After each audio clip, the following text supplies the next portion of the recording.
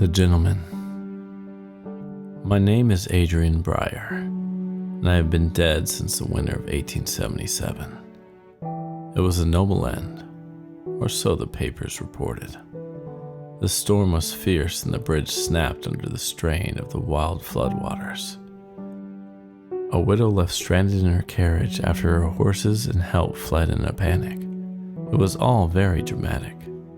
I went to her without a second thought, hauling her out of the carriage and getting her to safety before lightning split the heavens and, like a judgment, found me.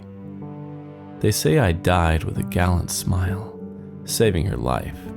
Tragic, heroic, gone too soon. I like that story. It has poetry. The truth of it matters little. History forgets nuance, forgets individuals, and only remembers the headlines. I, however, remember everything. I remember the feeling of rain on my cheek, the smell of scorched air, the instant of weightlessness before I fell back from the bank and the water swallowing me whole. And then I remember waking here in Breyer House as a prisoner of timber and stone, listening to floorboards settle and creak like old bones. I have haunted these walls for nearly a century and a half. Tenants come and go, families with small children, bachelors with louder appetites, quiet couples who argue in whispers. I have watched fads arrive, furniture change shape, and technology creep in with its wires and screens. I have made amusements where I can, moving teaspoons an inch to the left, dimming bulbs, coaxing the piano into a sigh. The occasional appearance, the harvest of a few screams, but boredom gnaws. Time, for me, has no edges and provides no relief. Until her.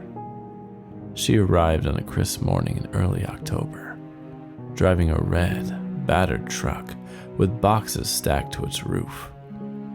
She stepped out, and my mundane existence felt a little more tolerable, exciting even. Thick, silky auburn hair tumbled over her shoulders. Big brown doe eyes, bright and sharp. A sensual, perfect mouth that seemed perpetually amused. 30, newly divorced. I gleaned that from the phone call she made on the porch, pacing and bouncing while telling some friend she was done babysitting grown men. She laughed after she said it, a laugh that reverberated off the stone and wood, and the house felt warmer for it. Charlotte. Even the name was alive. Her simple, warm existence immediately bled into every corner of the home and every dead bone in my body. She moved in with mismatched furniture, vinyl records, and a speaker that blared alternative rock into the halls. She unpacked slowly, with purpose. She took her time to find the perfect spot for every item, biting her lower lip as her gaze flickered from shelf to dresser. Her university sweater slid off of her shoulder, exposing the curve of her neck and the graceful cut of her collarbone. Black leggings perfectly accented her athletic curves as she bent over the boxes and moved thoughtfully from room to room, stunning and barefoot on my creaking floors. I hovered at the edge of her sight, my eyes never leaving her, absolutely entranced. Our relationship began with subtle interactions. Her keys, left on the counter, migrated neatly to the hook by the door. She frowned, puzzled, then smirked. Thank you, I guess? It made me smile, to be her imaginary ghost, for now. Just a figment of her imagination. The next morning, I aligned her spoons in perfect parallel on the counter. She noticed immediately.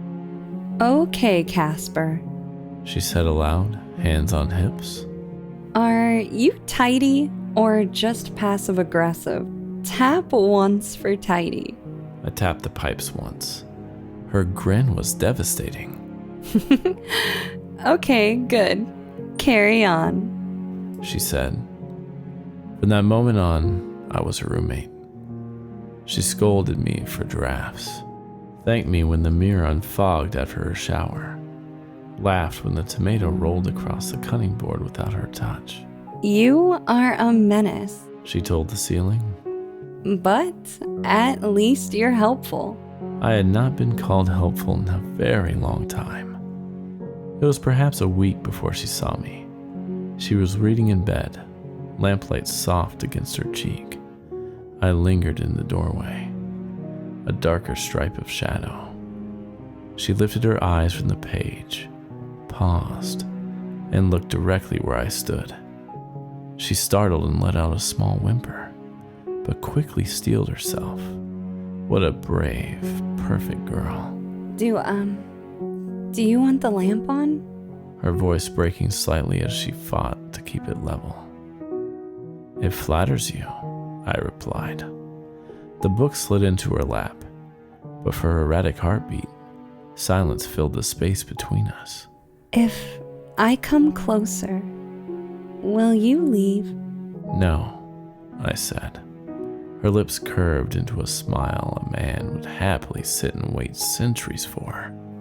Good. She set the book aside and came closer, barefoot on the rug. Her eyes searched the shadow. Do you have a name? Or should I keep calling you Casper? Adrian Breyer, I said. At your service. She extended her hand in the air between us.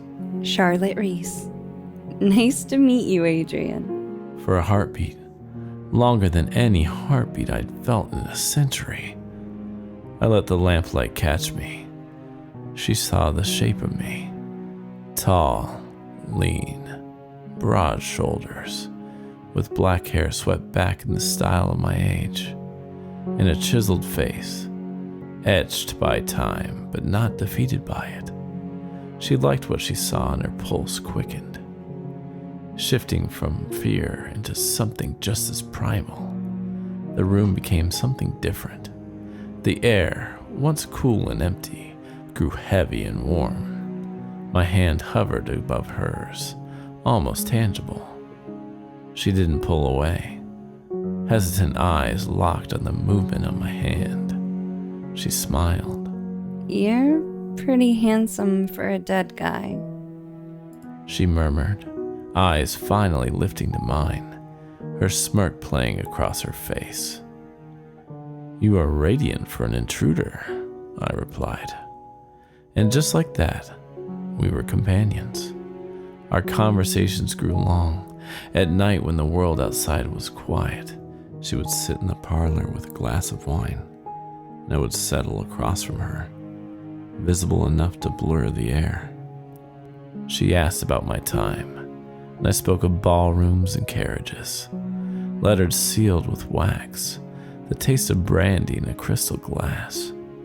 I recited the noble tale of my death, the rescued widow, the lightning strike. You're a hero, she said, eyes soft. I'm a man who enjoys theatrics, I corrected, shaking my head. Her personality, both sweet and vulnerable with a sharp and playful edge, kept me wanting to engage her every moment of the day, desperate to understand her. To my amusement, she teased me often. Is this your idea of foreplay?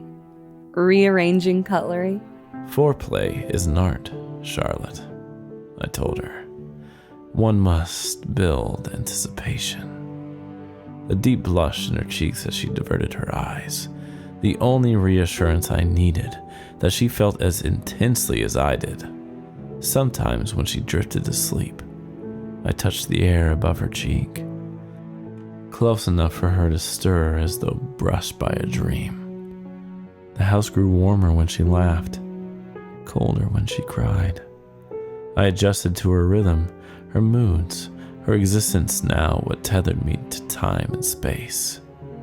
It was inevitable. We were inevitable.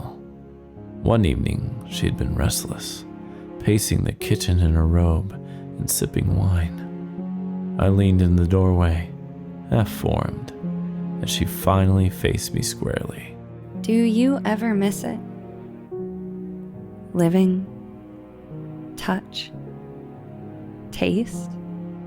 Constantly, I said, though I find myself compensating. She tilted her head, studying me. What would you do if you could touch me? Everything I should not. Her nervous laugh was low, hungry. Maybe I wish you could. I stepped closer. I never summoned myself into solidity. I focused every atom, straining as I tore my soul from something rotting and ancient.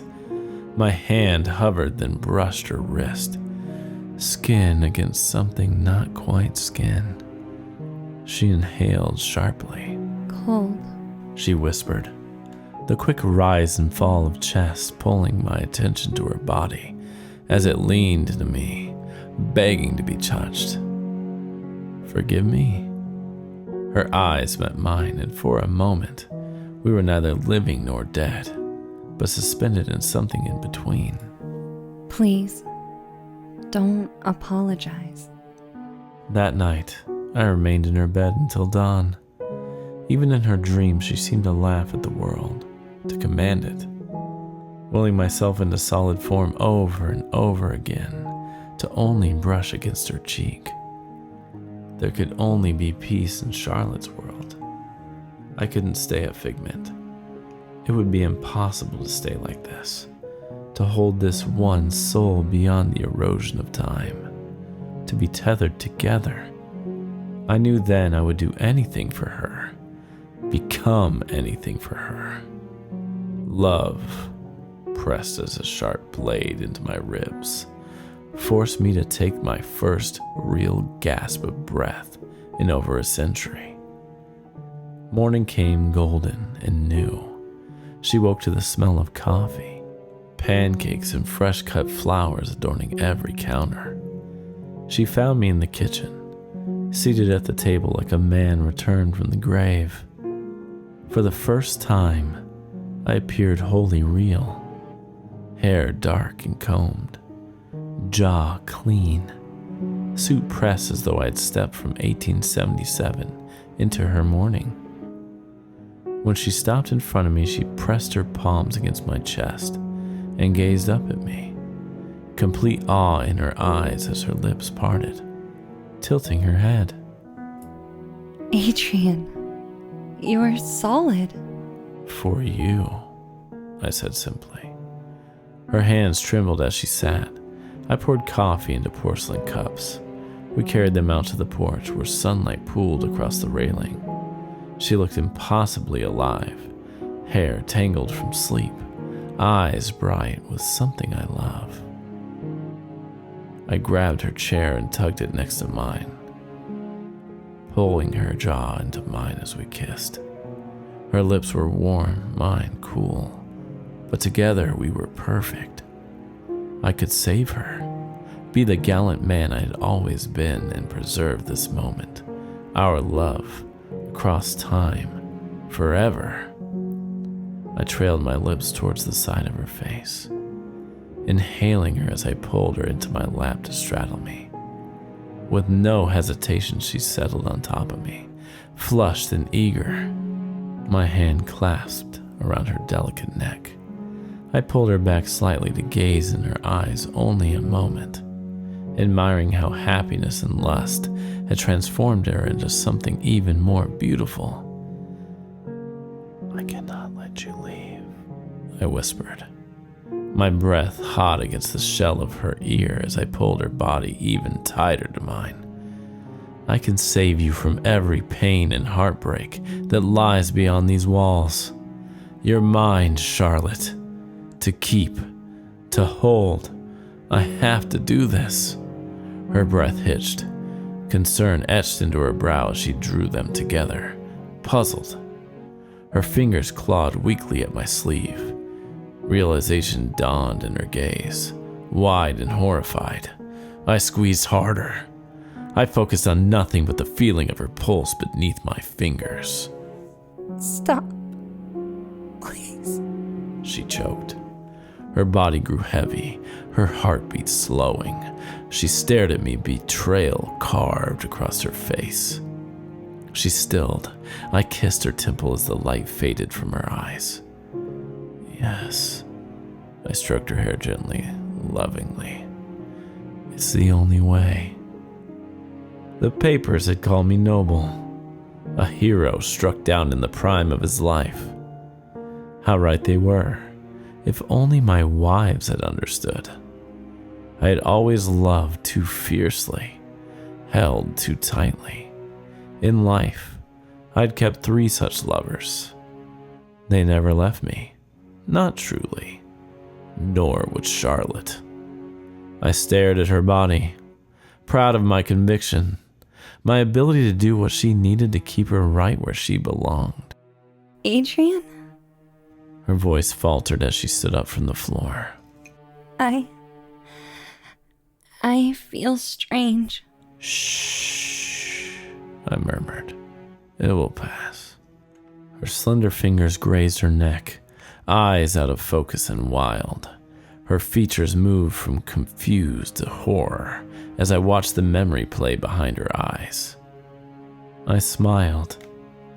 And Briar House, at last, felt alive.